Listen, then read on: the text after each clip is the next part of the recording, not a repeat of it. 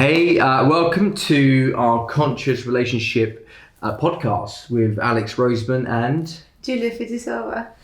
So we're going to be talking about different subjects around the consciousness and the real life challenges that happen in relationships, what may come up on a probably daily basis, and for you guys to sort of listen in, and then maybe you'll hear some of the same challenges that we go through, and we're going to bring some light and some higher selves observation on these sort of things.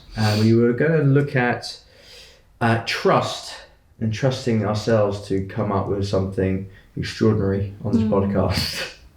Well, what brought us and what kind of like initiated this whole idea of creating the podcast was that there is a lot of we feel disinformation and kind of disbalance about what relationships are about.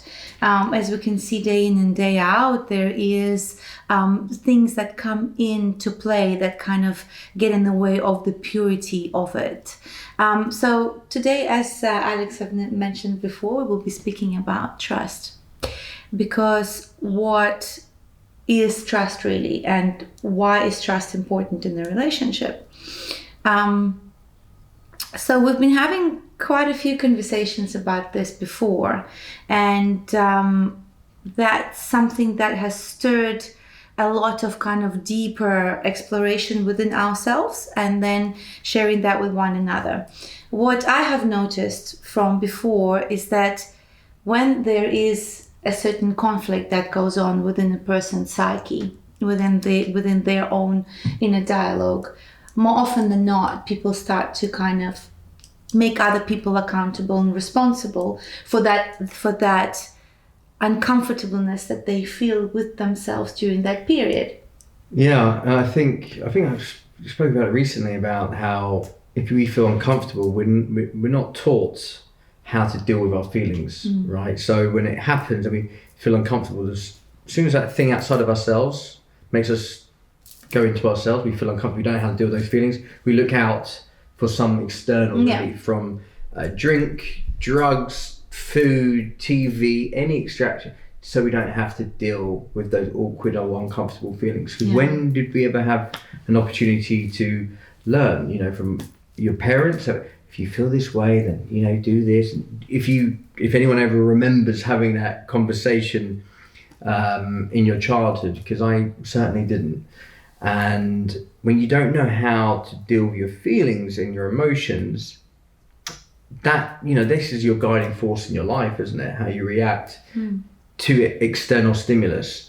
And with this, we latch on to anything that takes us away from that, because as creatures, we avoid pain to move towards pleasure, right? Is it sort of going along those lines? It really is. Okay, good. So to bring it back into the relationship conversation, it is also an addiction to distraction, to have to blame the other person for the uncomfortable things that we feel, and we see it in everything. I mean, as you often say, that the relationship that we have with our parents, it's the relationship we have with the world. So that's where it starts. Exactly. So it starts in the beginning with the only point of reference as who we are as individuals, as beings, is the response that we get from our parents, right? And this is something that we have had recently, the triggers. Yeah. I mean, this is our conditioning, isn't it? Yeah. This is a model of our world. And it's funny, we take on a lie and we make it the truth, from when we're a young age. And we start mapping out this world from that childhood, from our parents' projections onto us, or whoever your guardians are. And then we see that is the relationship.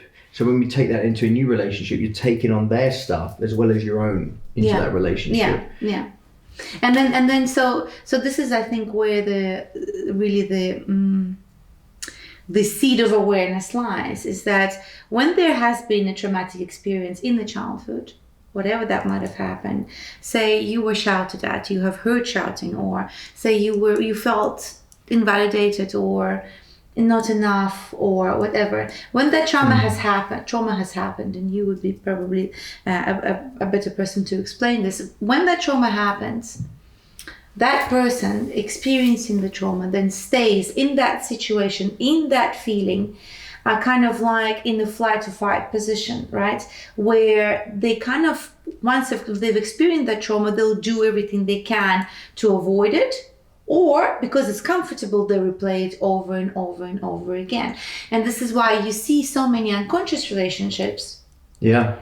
Where the two have met by this kind of like charge, where they've met themselves in that experience, in that comfortableness of the trauma, and they're basically ping-ponging it to one another constantly, right? Yeah, it's funny because we can behave and act as if that person is our father or mother or brother or sister, and they become that person. Because I remember when I was doing acting, there was a thing called Meisner, and when you go into this place of your childhood, what happens, the teacher will sort of keep you in it, and you feel whatever's coming up, it feels so real, like you're that child in that moment with whoever that was in your childhood opposite you, and you behave in such a way that person starts not realizing it, behaving as your father. So basically what you're trying to say is that when you project that expectation onto a person, say that person is an asshole, that person is going to hurt me, that person is abusing my trust or whatever, that person subconsciously picks up on that impulse and almost starts acting as that? Well, they literally do start acting like it. It's very bizarre, because I've done it through Meisner, I've done it with Dr. John DeMartini, a breakthrough experience, where it's like quantum fields, and I'm not a quantum expert in any way, shape or form, I like to just to throw it out there, but it's to see time and space seem to collapse on itself, and that person embody this energy, this entity. It's quite a bizarre experience, and it can happen in acting if you believe in it. And Tony Robbins said this, whoever has the most certainty wins. So I guess if you're so certain that they are this thing, that energy will win. How interesting. Whoever has most certainty wins. Whoever has most certainty wins, like in a conversation. If you're more certain about a certain point than the other person is, they will start to doubt themselves. Hang on a second. So even though they believe in something that's completely false. Yeah. If they believe it and they're certain of it, even though it's false, the other person may doubt themselves. And I'm sure people have been in a relationship, and I know I have, where you're sure of something, but the other person's so certain to protect a part of themselves, they will put it back on you, and then you start doubting yourself. You start thinking, am I insane? Did that happen? And you start doubting yourself, which then starts to erode your confidence. And then with that, in time, you start to judge who you are, and you don't trust who you are, and you can't make decisions, and it becomes a spiraling effect. And that's the trust, the breaking trust, to not know if you are sane in that relationship, because that person is trying to protect themselves for whatever means, because they need to, and they have so much certainty behind it, and that's where the doubt comes in. And it's the trust, like, when you're with someone and you have so much trust, and it takes time. This is why it takes work on yourself to be an open space where you don't project your past relationship into a new relationship, right? Where that person is going to be that way, because if you look for it, you'll find it.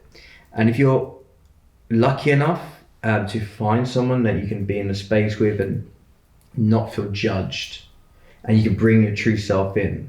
Like, we had a conversation yesterday, and it was in the car, and I mentioned, you were talking, we share a lot, we just talk about it, and I obviously brought something up about an ex, and I thought it was just unnecessary to bring it up. I just didn't think it was a point. I just said, stop, I don't know.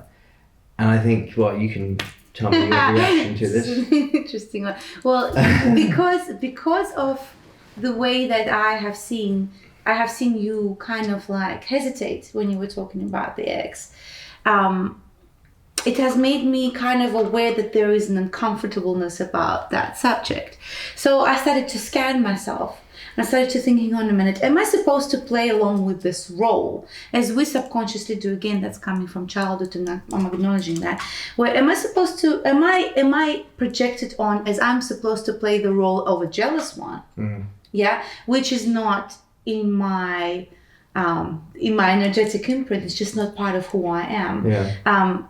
And then you kind of like start to go, hang on a second. So, but I don't feel jealous. Should I feel jealous? And then I go, is there something more to it that there is not enough communication about? So it kind of brought it to the fact that it wouldn't have been an issue for me to hear about, say, for example, your ex, if there wasn't that uncomfortableness at that point in time that made me go, okay, I recognize that feeling.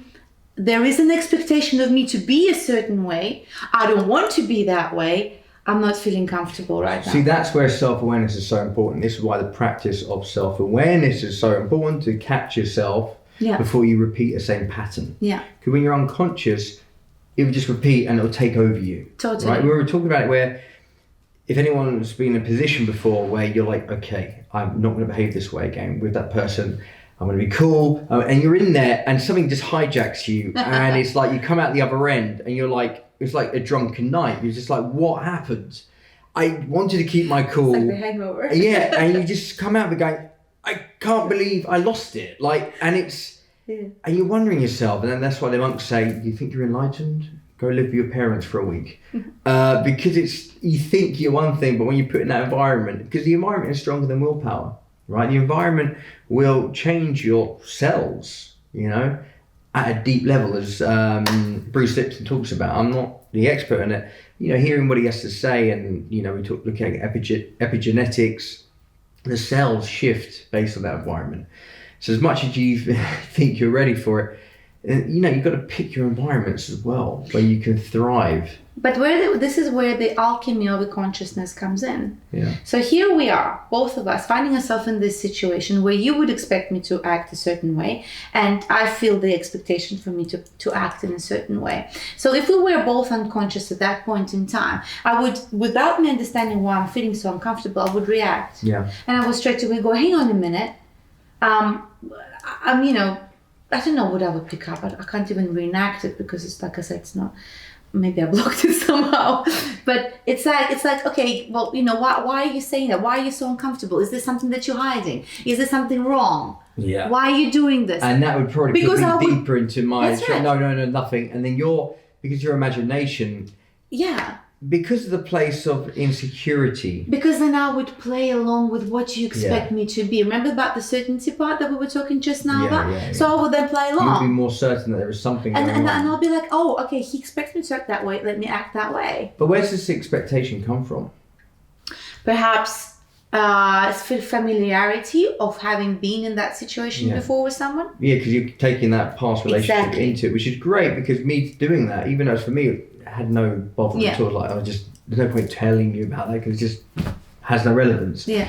But to you, by me not saying it, had more of an impact. Yeah. By just not sharing it. So this is what brings us to our revelation yesterday, right?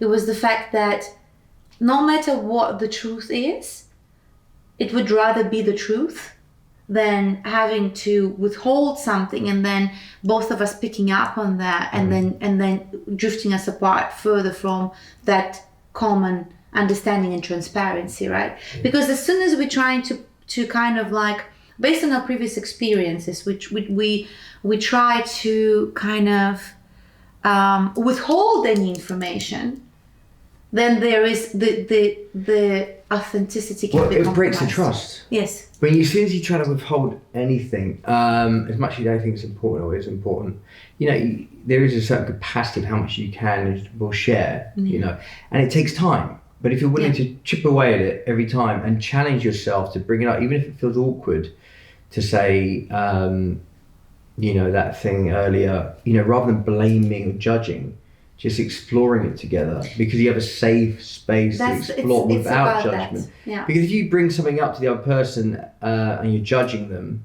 or if you bring it up and they're judging you, do you feel like there's no trust?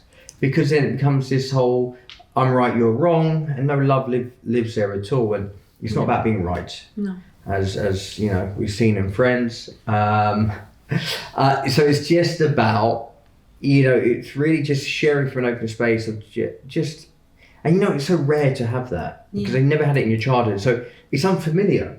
When you get into that judging place and wrong, it's familiar, and people would rather have the familiar than the unfamiliar.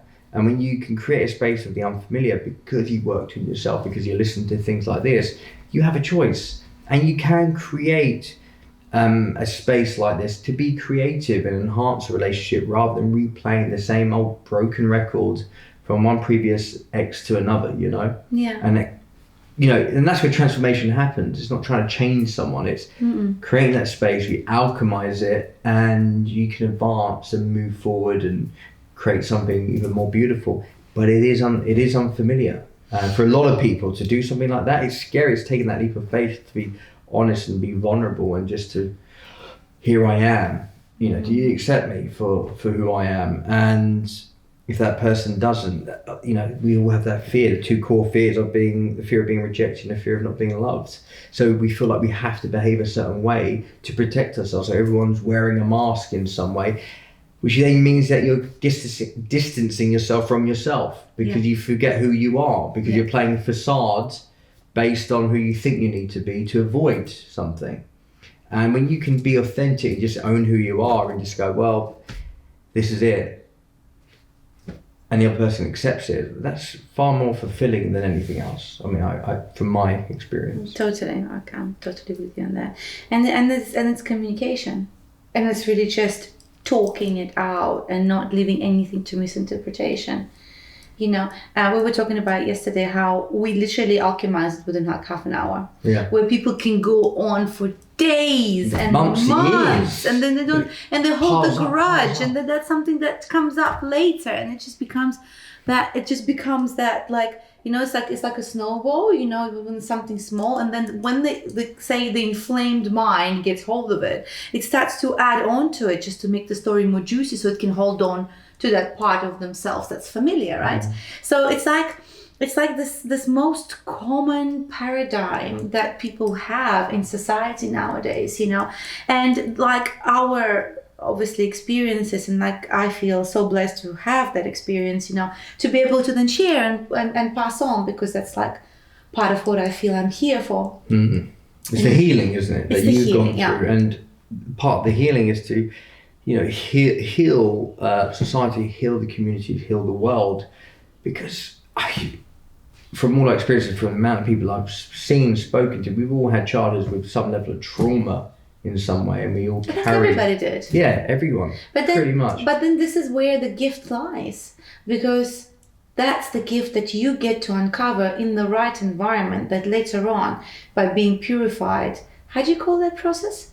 When the coal becomes perturbation. Perturbation. Yeah. So when it actually becomes your largest, your biggest the pressure from you alchemizing or going through one side to the next when you're about to grow, if you don't get run off by your emotions and you stay with it, there's like a code of honor of yourself to remind yourself why you're doing it, and you can come out like a diamond. You grow. Beautifully put. The code of honor. Yeah. Well, this is from I remember Blair Singer from Train the Trainer. It was something a few years ago, and this is where it comes from. You can't help but put your hand in a pot of glue without some of it sticking. So it's like, just go out there and listen to so many different things where you feel you resonate with positively. And I'm talking to everyone listening from my own experience, because where I was before, how I was thinking and what I was creating for myself was just pain and suffering, a lot of it, because it's so familiar. My childhood, I took it in a way of blaming everyone. I'd reach for alcohol to not deal with that because I didn't know what it was, and it was painful. But when you're out of your mind, it's just, you get relief for a moment, and it's so easy to go that way than look within and do the work. It's just difficult, but what was that moment when you decided enough is enough? I'm not going to distract myself any longer. It was when I couldn't get out of my head, and when you're in your head, you're dead, right? And I just couldn't. Like, the incessant noise. You're showering in the morning, it's there, and you're just like, leave. And so you don't belong to yourself, basically. Yeah, you're taken over by this. And I think, and I'm just thinking about it now, it might be that that's going on, but I think it was the body, because the body keeps a score, and it's that sending signals to the mind, to the brain, because I've been triggered in some way, and I wasn't conscious of it, because the ego, when you're in your childhood and you're having trauma, the ego comes in and protects you by taking your sort of consciousness out of it. So you don't know it's happening. You won't remember a real deep trauma that's happened as a child a lot of the time, but the body remembers. So you may be triggered, or you may lash out in your sleep, or these things may be happening to you. You're like, I don't know why, I have no idea. Because the ego's come in and taken your intellect away, your memory from it. And it's that doing that work to bring it up again so you can complete the loop. And I was reading about EMDR therapy for this, the following the finger, because it's all about the REM. And anyone who's going through this now certainly should explore that, where you can finally complete that trauma that has happened in the past that keeps you there, because it keeps replaying over and over and over again. I'm not going to talk about the whole book I've been reading recently. It goes very deep into it. But if there's something like that you're dealing with, you don't have to live with it. You can really do something without chemicals and drugs. That's where I guess the whole dharma of this space is about, okay, we acknowledge and we see that there is suffering, that there is this loops constantly playing out. We've noticed them, we've witnessed them, we acknowledge them, we thank them for having been there, because we have seen how powerful the mind can be, that it can create the reality that just keeps on recreating itself. And I know it's like when it goes like that, and it's weird because like you have no control to stop it. You just want to literally. I was on the verge of I just want to clock out. Seriously, it took over, and you asked when did it happen? To the switch. I remember it was a night of being thinking, where am I going to sleep tonight? How did I get myself in this position? Beating myself up, and I'm sure a lot of people listening are masters of that too. And I was like, wait a minute, I've got to stop. And I remember from that moment, 2016, going to unleash the power within. Tony Robbins, as we know, as we were both there at the same time, not knowing each other then. And 18 months later, being on stage representing this guy, where before I was lost and completely like a zombie person. The light behind my eyes had switched off. I remember people coming up to me who knew me before when I was actually acting back then. They were like, what's happened? Where are you? And I'm like, I couldn't respond, because this entity just kept me in my head, and it just took me out of my spirit self. It was very odd, and I had to work really hard to bring myself back into myself, to trust myself enough to rebuild myself, and just. And it wasn't easy, the journey, those 18 months and 2 years. It just gets easier because you're unlearning, you're clearing. And I was listening to so many different types of teachers, mentors, traveling the world to find that essence. And through that, it's been able to even articulate this now to you, to the viewers, how to maybe heal the self, because we all have access to it. And every teacher, every spiritual guru, we're sort of talking the same thing, but everyone has their own way of philosophizing it. That's the word in the dictionary. Look it up. Look it up. So where I kind of wanted to just bring it back to was that that we have our story, and some stories really do become the hero's journeys, right? And the hero's journeys are those moments where you have to take the leap of faith. And like if I had to talk about myself, I had to take those leaps of faith. Yeah. So many times. And because of that, then having to trust, we're coming back to the trust part, yeah? When you really start to trust yourself to be able to really withstand higher and higher temperatures. And then actually at some point I had to question myself and go, hang on a minute, am I so familiar with having to put myself on fire and put myself in situations of high volatility, where it's literally fight or flight, where I'm like literally on the verge of either going that way or that way. It's like the chances are the same. That this is where I am most highly functioning, right? Because it's been on the edge of your comfort zone. On the edge of consistently and constantly. I relate to that a lot. But then you kind of come to the point and you go, all right, I can do this. It's like, I don't know, like I said, the hero's journey. I wouldn't call it being on the battlefield all the time, but sometimes it really felt like it, because I really wanted to test myself. It's like the marathon runner, or the fighters that just kind of each day they find a new threshold to kind of put themselves up against. And that shows up in many different ways. Whichever areas you want to try yourself out in, whether it's in business, whether it's in physical, whether it's in family, whether it's mentally. So here I am on the rant, right? So then there comes a point and you go, okay, I know what it's like to be in that mode. What would it be like to really just live in balance and abundance? What do you mean? This is us kind of coming to that unfamiliar position where we go, we've been doing the rat race, not the rat race, the hero's journey. And then, okay, so when is the payoff coming? Right? When is that we kind of, when we reap the benefits of having gone through the hero's journey and now reap the abundant state, where you finally are finding yourself in a relationship, in the career, in family, in the house, and where you finally receive that balanced state of abundance. If you're looking at people, if that's a question, where do you find it? Well, what is the feeling you get from it, right? What does that feeling bring you? And it's like, if you have it all, and I do this, right? The conscious circle as an idea, anyone listening to us going, right, what would your idea of abundance look like? Yeah. Write it down, because it's different for everyone, right? So if you were to write it down, go, what does it look like? If you thought into your future, time is irrelevant.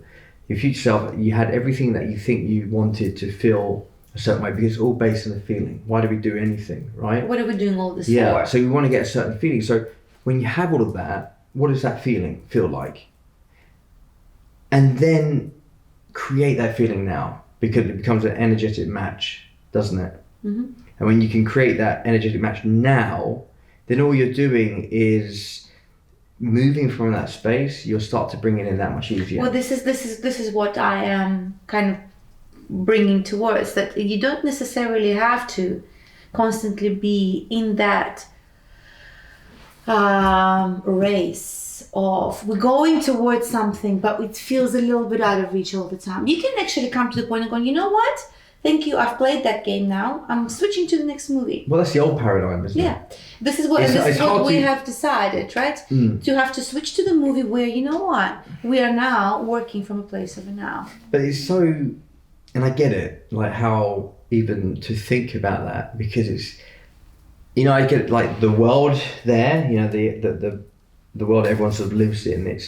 I imagine like a snow globe, and it's just there, and it can be a heavy place where there's people telling you not enough, there's a dog-eat-dog world and all these things I grew up hearing and believing. And then you project that because you behave in that way, because you think that's the world.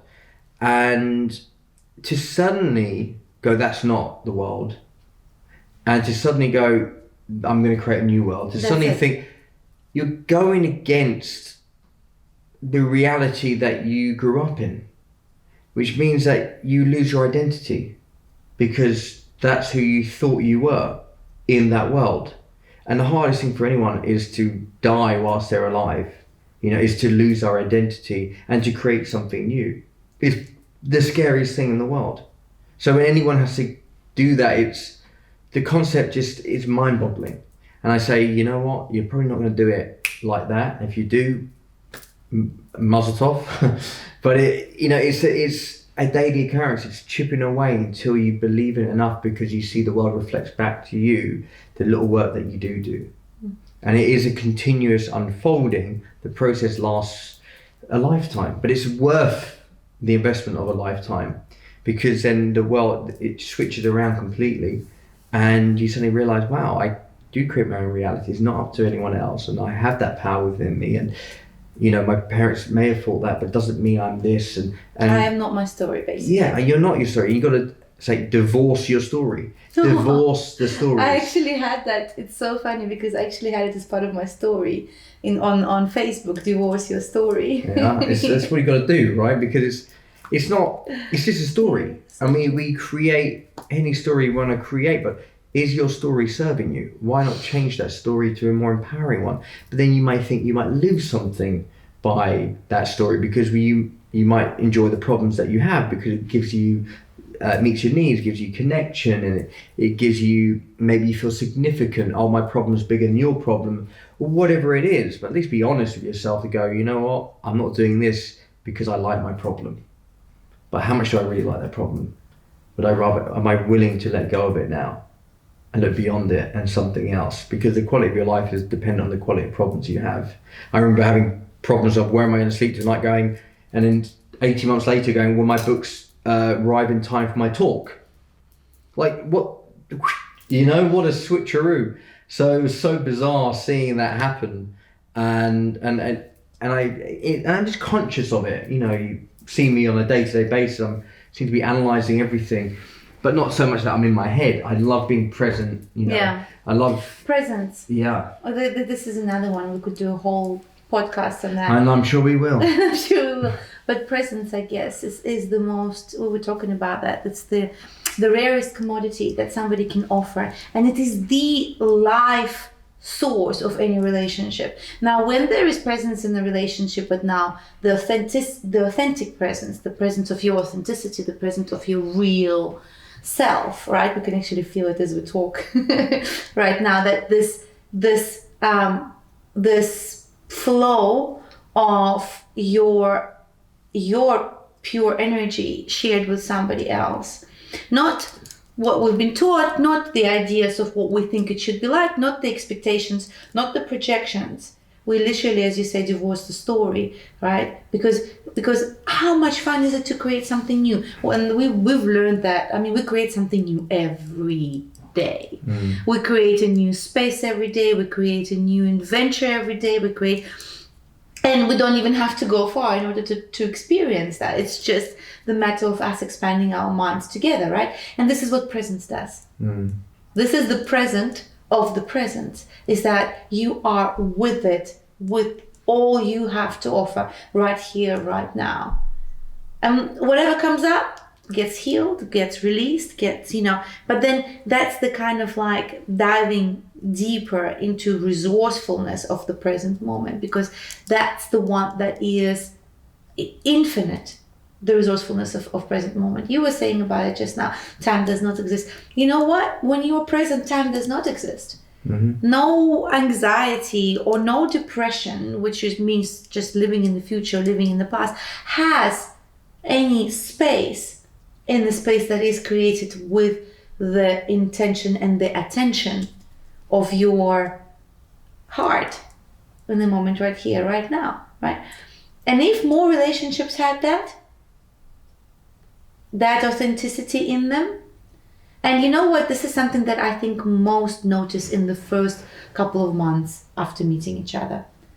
They'll notice that, because it's almost like hearts meet, and then it's like you actually see each other without the layers upon layers of things. You actually see each other for who you are in your heart. Yeah. That's part of falling in love, right? And then you feel that feeling and you go, wow, that's incredible, that's amazing, there's so much that can grow from that. But if you're not careful and you go back into your mind, because the fears will creep in, that's what the mind's supposed to do. It's here to protect you. Then the mind go, oh, but did you remember you had that experience before? Yeah, then you find it funny how the mind, and I'm so used to it, the mind wants to pull you back to a familiar feeling of, I remember it's like, when's it gonna drop? Whatever it's like you're waiting for it, and then you create that because we're all manifestors.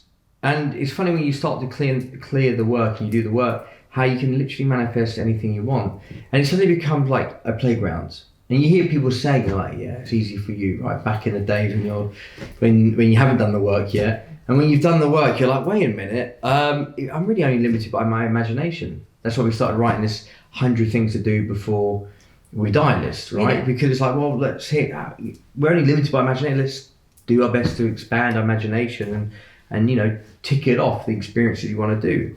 So I find that extremely important to work on that and to really expand your imagination, because when you do the work, and again, it's like chipping away slowly on yourself, listening to things, doing the work for yourself, embracing the emotions, embracing the feelings, the outside world will reflect your inner world. So then, if that authenticity is getting cultivated, and you honestly, like what we're doing now, really, I mean, there is no agenda behind what we're doing. There is just pure intention of sharing, being authentic and true in who we are, what we are creating, and what space we share, with the idea that we can just somehow contribute to this world with our experiences, right? Yeah, well, there's nothing more fulfilling than, when I work with clients on stage and watching you, how you deal with your teams and projects. It's when you uplift someone and see them suddenly seeing the thing in themselves, because you see more of them than they see of themselves. They rise up and they go out and influence other people. The ripple effects keep popping up all over the place. And of course, when you put yourself out there, you're going to be open to maybe attack in some way. True. Because it happens, it's part of the thing. Some people just get triggered by someone like yourself. And you know what? You can't stay small. You can't stay hidden because you have fear of what other people may think of you. And I know that a lot of people have a fear of, like, what if they think that? So who cares? You know? And yes, we learn from it, and we're not perfect when you first start out. You just get the feedback, you learn from it, for not taking it personally. If you're willing to take 100% responsibility for it. But why did I manifest that in my life? Why did I create that? Looking at that, in a world of a culture of people usually blame and point the finger, it's very alien to go, actually, let me look at where can I have, done X, Y, Z.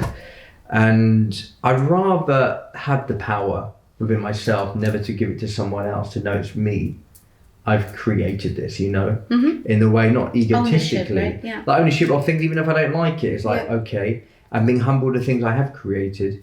And I was saying about Marcus Aurelius, this Roman emperor, and the story of him being on the chariot and everyone shouting out his name, and he's hired someone to sit behind him to whisper in his ear, "You're just a man, you're just a man." And every time I hear that, I'm like, goosebumps, because of just the foresight to humble yourself before the universe.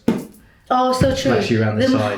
The more you are in your ego state, and the more you are convinced that you are this invincible, all-knowing super god, the more your world, the universe might put you back in your place for your own good. It's not sustainable, though, is it? And it's just not.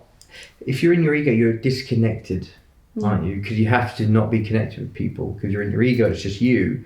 And the funny thing is, when you're not in your ego, you're connected, there's more of you, right? Because you're connected to everything. You're the wave and the sea. But this is the art of the death of the ego. Yeah, this is the losing your identity. You're losing your identity, which is the hardest thing to do. Yeah, this is the hardest thing to do for the ego. But once you kind of because you think you're losing everything when you're losing your ego, when you're surrendering. Because it's the thing that protected you when you're in your childhood. Exactly. So when you're surrendering your ego, and you are going, okay, you know what? I found myself in those moments, actually, when I was like, you know what? I'm giving up. You know what? I'm really I'm just trusting the universe. Take over this one, and you know what? Take it all. I found myself at some point going, take it all. Surrendering. I need nothing. I just want to live and enjoy my life and make the most positive impact I can. That's it. And this is the very humbling process. So when you surrender, it's exactly what you just said. When you surrender in that moment, and you surrender your ego and you die in your ego, you become part of all. So you basically literally just enlarge yourself beyond your beyond your understanding, that you become one with all. Well, I remember Sadhguru, this guru, he's not a sad guru, but he's a Sadhguru. He's a happy guru. He's a happy guru who's happens to be called Sadhguru, a very enlightened man, of course, and he was talking about the mind is limited. He's not the only one, and when you're in your mind, you are limited. But when you are it's a weird sort of letting go and just sort of being in that flow, in the higher self, and just the things come out of you. Because if I was thinking in my head, going, "Oh, this is all scripted," I'm going to be in my head. I know what it's like as an actor to have the lines in your head. You feel a little bit disconnected. That's why you have to know the lines so well, where you can be yourself in it. Compared to when I'm on stage just talking and I'm just like flowing through, I just feel like this limitless stuff comes out. Whatever I need comes at the time I need it. And if you can practice that on a day-to-day basis, and that's the kind of idea of money flow, was to not about getting, it's about knowing the belief that money will come when I need it, for whenever I need it. And it, depending on your imagination, how big is it? When you need it for when you're trying to pay the bills, or when you need it for when you're going on that beautiful trip, or whatever it is. It depends, up to you, right? How it flows, rather than chasing, because as we know, it's never enough.